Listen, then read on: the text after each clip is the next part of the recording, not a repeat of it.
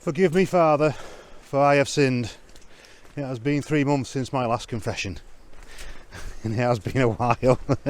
Not that I haven't been out with the camera, but just nothing to shoot. So anyway, we're back in the lakes. One of my favourite places today. I'm out with the officer for enjoyment prevention as well. She's come out. And we're at Wastwater. So the conditions they're not brilliant. You can't really see Great Gable and you can't really see Scarfell Pike. But we'll see if it brightens up as we move through, because I've got a shot in mind for today. I'm working on a bit of a black and white series at the moment, and I'm thinking that there's a boathouse at the bottom of the lake, which I think will look really good in black and white. So park the truck, and now we're just wending our merry way along the side of the lake, or water if you want to be particular, to see the boathouse. So I will put you back on as and when we get there.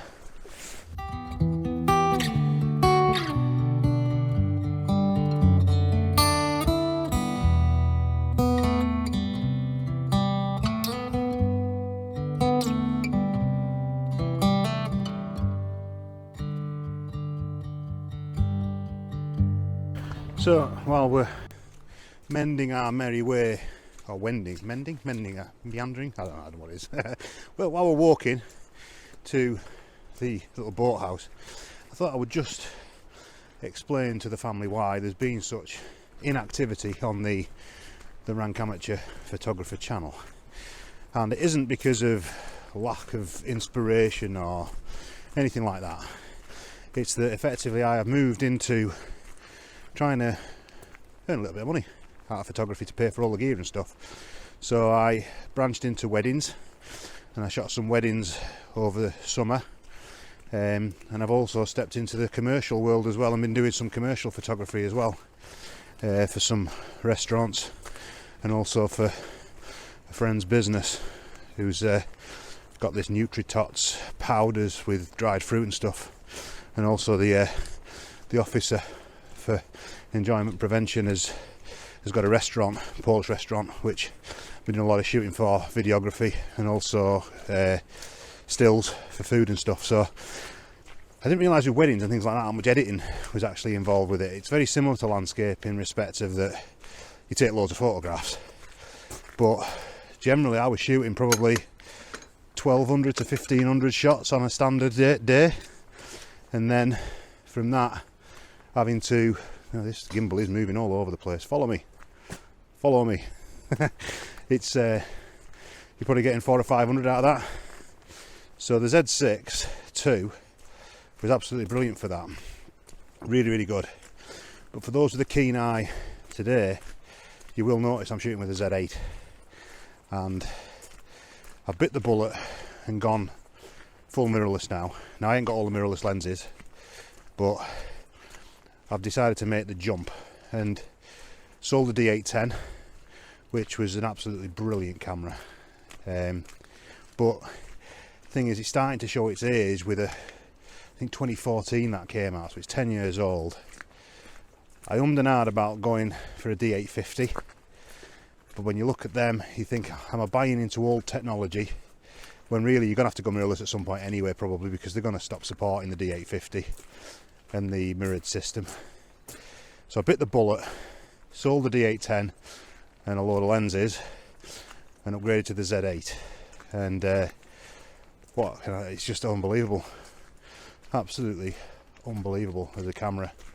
I'm going to do a review. I keep saying this, I know I keep saying it, but I am going to do it. I'm going to do a review of the Z6 II and the Z8, because there is a difference in price obviously, but I think from shooting both now, landscapes and everything else, the Z6 II is a brilliant body. The only downside is it's only 24.5 megapixels. Now people say, oh, you don't need the megapixels. Well, you do if you're cropping, and I do a lot of cropping post, and people say, oh, well, you should get your composition right. Well, yeah, you should, but sometimes when the light pops and you're rushing, you don't have the chance to line your composition up just right, so you're hand holding it, you just shoot, bang bang bang, off it goes. The autofocus on the Z8 is incredible for like wildlife, weddings is just incredible, unbelievable autofocus. And it's also the video, because one of these weddings I did the videography for, and I needed that ability to shoot full 4K and also 120 frames per second, which I think I'm almost damn sure it shoots 120 frames a second on the Z8. I don't think it does on the Z6. So that's for your super slow mos and stuff like that. It's really good. So hence the reason I'm now shooting with the Z8 for landscapes instead of my D810. So it is what it is. I never thought I'd do that, to be honest. I never thought I'd go down that road, and having looked at the price of the lenses on this thing, it's bloody expensive, if I'm being honest. Which, that's photography for you, isn't it? Where are you going now? Come on, subject lost, there you go. It's expensive, but over time, I'm shooting with a Z series 24 to 70 f4 lens, which is absolutely brilliant, sharp as a tack, because I've got rid of the 24 to 70 f2.8 f-mount lens now. So I've got the FTZ2 adapter, so I can still use the old f-mount lenses, but it's a different world. It's just a different world. Still learning it. The thing that I do love about it is the customization you can do with it, and I'm going into a review here and I didn't want to do this, but the fact you can set it up for like a standard setup, landscape setup, wildlife setup, and then set your function buttons up to flick between the modes instantly is just absolutely incredible. Anyway, enough rambling about cameras. It's not a gear channel this, but that's what I'm shooting with today. Let me flick you around and have a little look at this.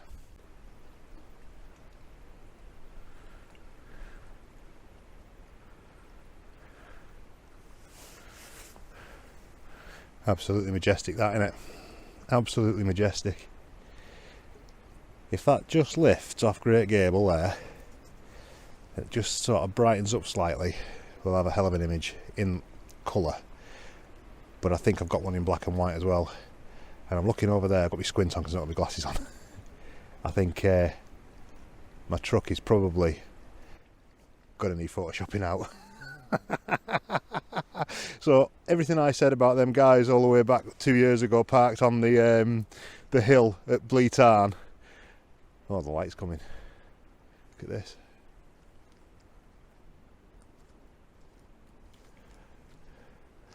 I take it all back because I've just done exactly the same as you've done, although I am in a parking place, to be fair. The old man in the mountains was saying, "Oh, park there, son. It's a shorter walk, park there." So I parked there and I parked the car right in the slap bag in the middle of the photograph. So anyway, bit of Photoshop jiggery pokery. I might be too far round actually, might not get it when I get round there, so we'll see. But all good. Onwards and upwards.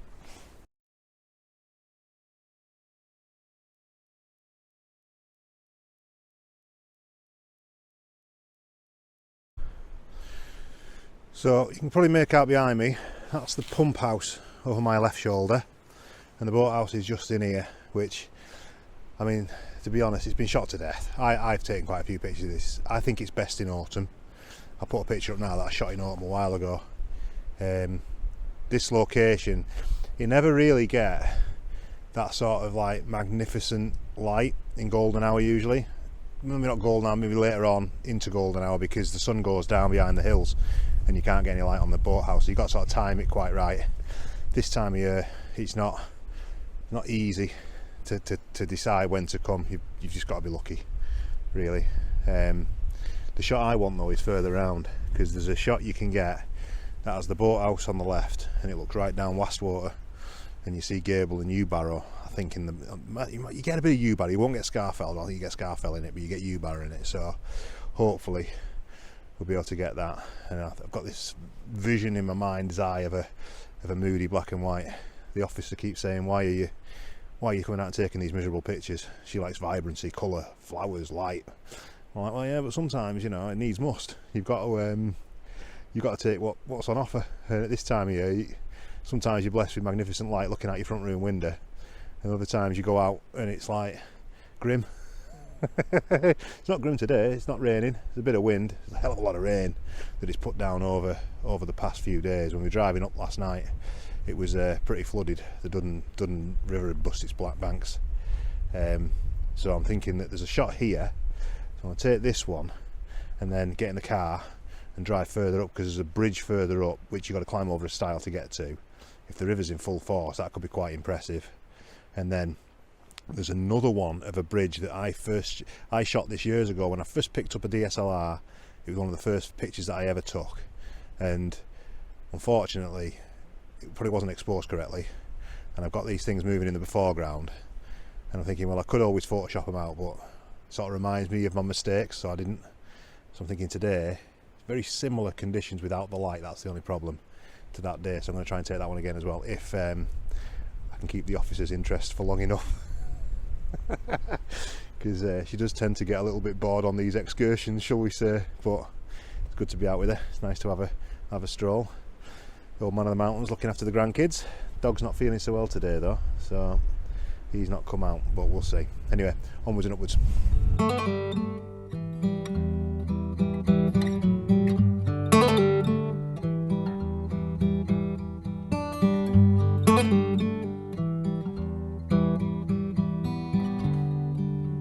Look at this tributary here.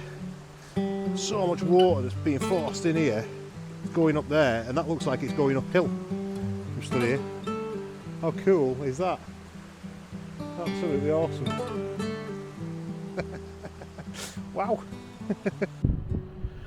Okay, so first composition of the day lined up, and this is the one that I have actually come to shoot. When you come here, the first thing your gut's going to be telling you is pull your wide angle out. Get that wide angle out, get your 16mm out, or your whatever it is you carry.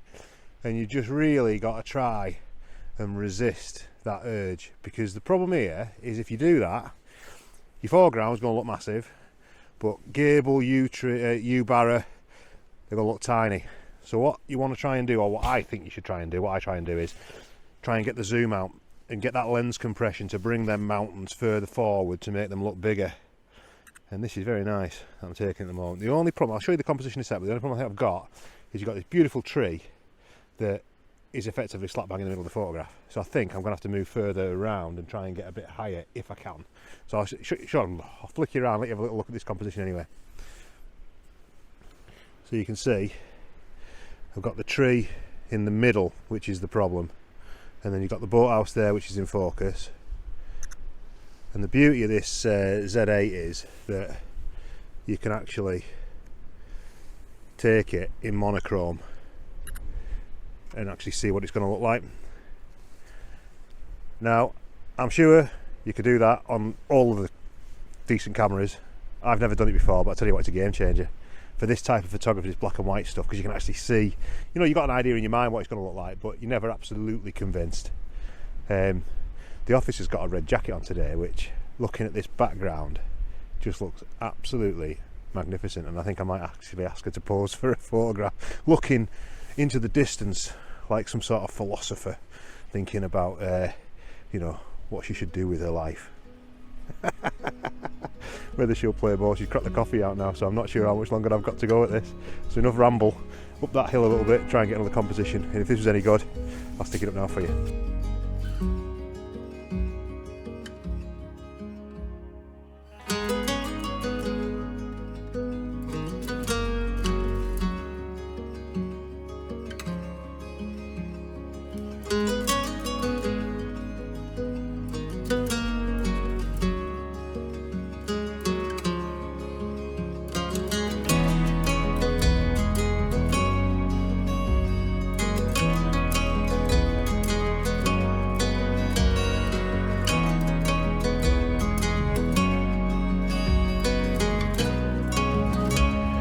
So I tried one from the top of the hill, just didn't look right.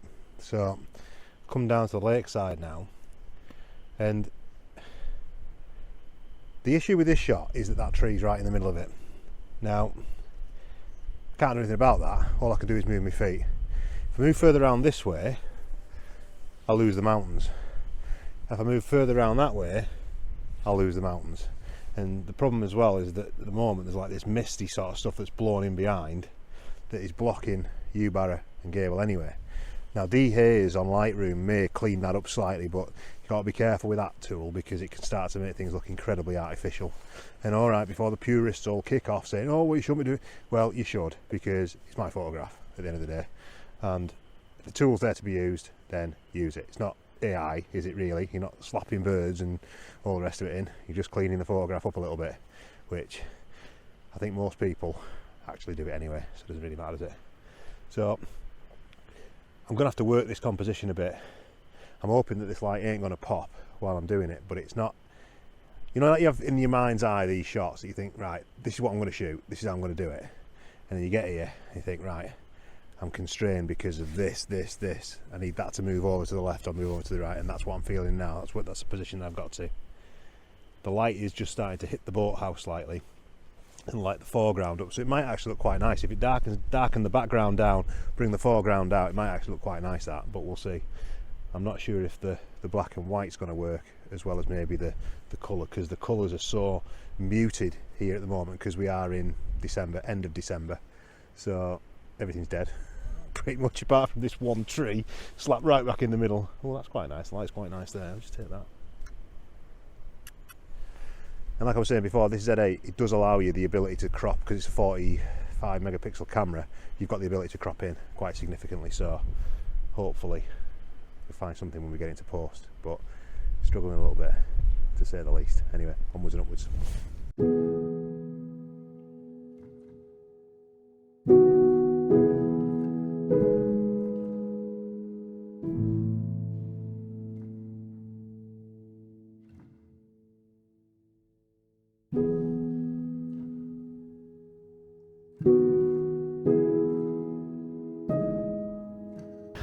We've got a choice to make now, really, because I don't think we're going to hit both of these locations.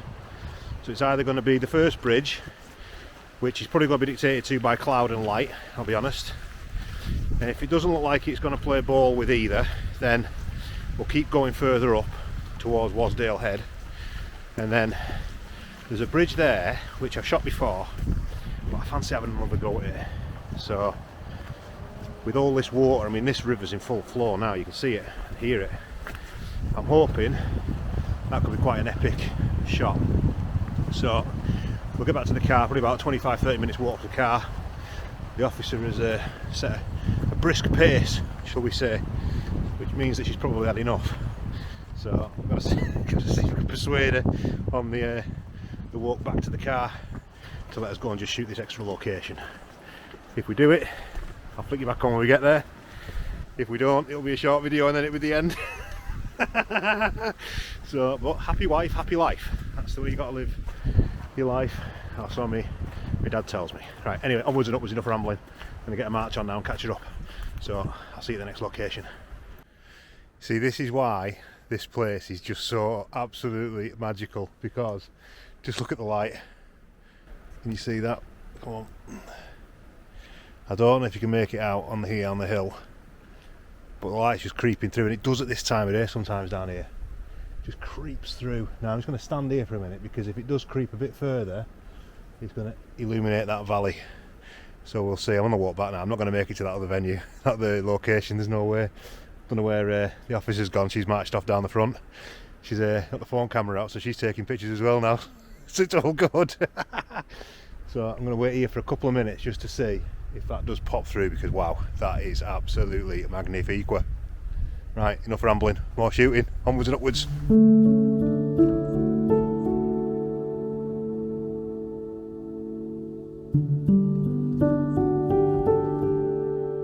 So we made it to the next location, this bridge here, I'll show you. There it is. The light's coming through here, so whereas I've shot this before, when it's been lower down without the light because there wasn't anything in the sky, today I can actually shoot it a little bit higher up, and then what we can do is with the radial gradient just make that lovely glow come through.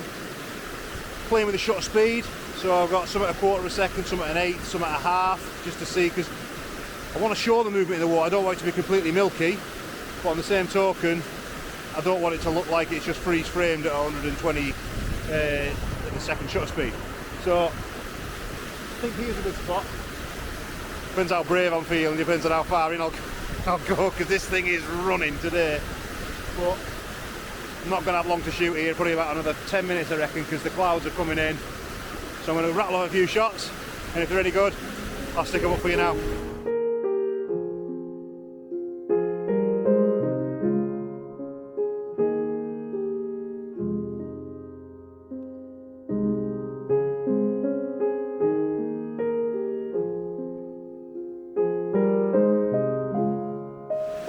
Well, that's it. What a brilliant afternoon. Got a little bit of light towards the end of the day. It's a bit dark now. It looks bright on here, but it's not. It's gone dark now. The officer's in the car. She's had enough. She's ready for home. But I had to grab this shot before I came away. I'm redoing the website, so it's going to feature the weddings, commercial stuff, as well as the landscape stuff as well. I've got loads more new landscape images to put up on there, so go and check that out. It's going to be andrewjsmithphotography.com, but it's not up and live yet, so I need a few weeks just to finish that off. But yeah, had a great day, and I promise I'll do a video in the new year, but I don't know when. Thanks for watching anyway and sticking with it, and until next time, I'll see you around. Wow, superb.